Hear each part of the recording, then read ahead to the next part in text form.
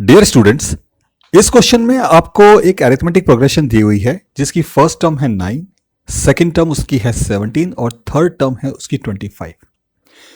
और आपसे यह पूछा गया है कि इस अरिथमेटिक प्रोग्रेशन की कितनी टर्म्स को ऐड किया जाए, उनका सम लिया जाए कि जो सम है वो 636 आ जाए।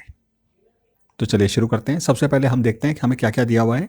हमें इस अरिथमेटिक प्रोग्रेशन में जो फर्स्ट टर्म है जिसे मैं A1 से डिनोट करता हूं और इसे ऐसे भी लिख लेते हैं A, ये कितनी दे रखी है? ये दे रखी है 9।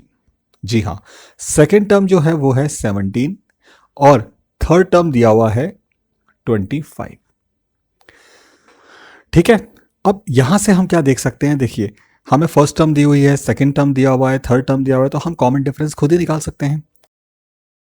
कॉमन डिफरेंस इसका होगा second term minus first term या फिर third term minus second term.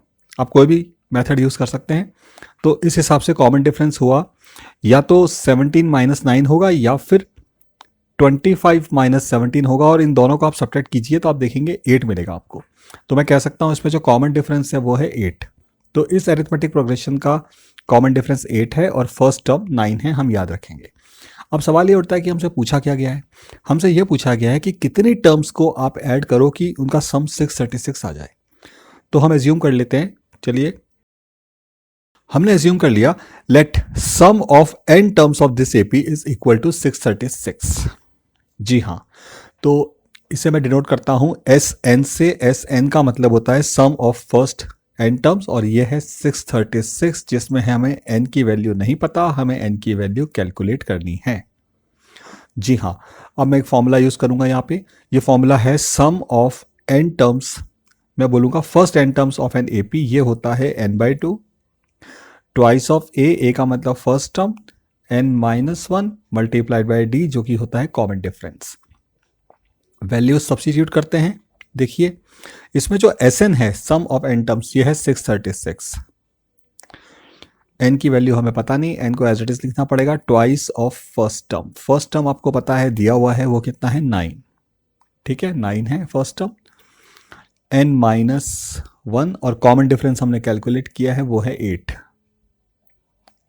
तो इस हिसाब से 636 बन जाएगा n/2 multiplied by 18 plus 8n-8, और आगे सिंप्लीफाई करेंगे तो ये बन जाएगा 636 इज इक्वल टू n/2।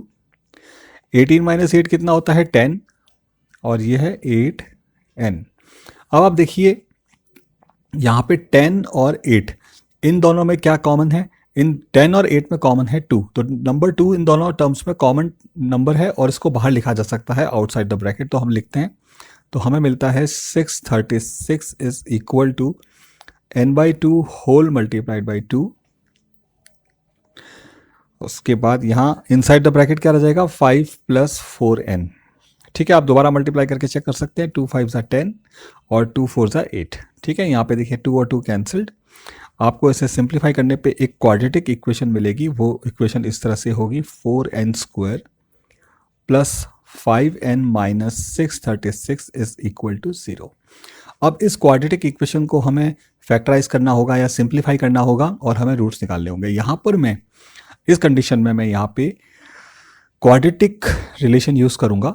मैं श्रीधराचार्य का फॉर्मूला यूज़ करूँगा, और वो उसको यूज़ करने के लिए सबसे पहले मुझे इस क्वाड्रेटिक इक्वेशन को इसकी स्टैंडर्ड फॉर्म से कंपेयर करना पड़ेगा।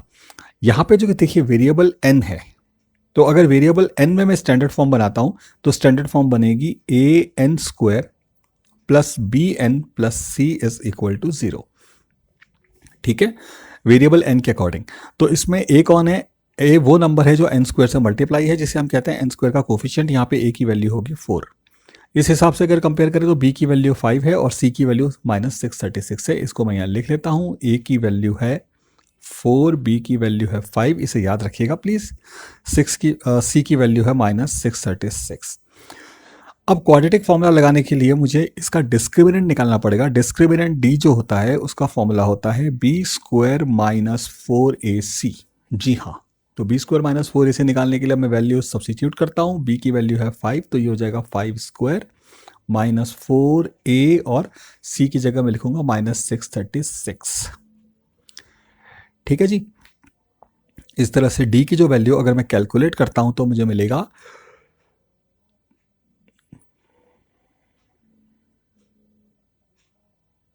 25 प्लस 10176, या फिर ये बनेगा आपका, अगर आप सिंप्लीफाई करेंगे तो 10201। जी हाँ, ये डी की वैल्यू है। तो इस तरह से आपको डी की वैल्यू मिल गई, डिस्क्रिमिनेंट की वैल्यू मिल गई, वो है 10201। चलिए अब क्वाड्रेटिक फॉर्मूला यूज करते हैं। क्वाड्रेटिक फॉर्मूला के अकॉर्डिंग एन की वैल्यू क्या होनी चाहिए? एन की वैल्यू होनी चाहिए minus b plus minus square root of D whole divided by twice of a. चलिए अब वैल्यू सब्स्टिट्यूट करते हैं। माइनस ऑफ बी, बी की वैल्यू है 5 तो हो जाएगा -5 plus minus square root of D, D की वैल्यू है 10201। ठीक है, 10,201। अब यहाँ पे आ जाएगा ट्वाइस ऑफ ए की वैल्यू है 4। जी हाँ, तो इस हिसाब से n की वैल्यू हो गई यहाँ पे -5 प्लस माइनस, अब देखो ये स्क्वायर रूट है 10,201 का, तो इसकी वैल्यू होती है 101 और नीचे यहाँ आ जाएगा 8 क्योंकि 4 2 8 है। तो इस तरह से आपको n की दो वैल्यूज़ मिल गई, या तो n की वैल्यू है -5 प्लस 101 अपॉन 8, या फिर n की वैल्यू है -5 माइनस 101 अपॉन 8। तो ये दो वैल्यूज़ आपको n की मिली है। यहाँ देखिए इसके हिसाब से n की वैल्यू आ जाएगी 96 अपॉन 8। जी हाँ, और इस हिसाब से n की वैल्यू आएगी -106 अपॉन 8। यहाँ देखते हैं हम n की वैल्यू नेगेटिव है। इस क्वाड्रेटिक इक्वेशन के हिसाब से चलिए n की वैल्यू सही हो सकती है, बट यहाँ पे n है कौन? n है नंबर ऑफ टर्म्स।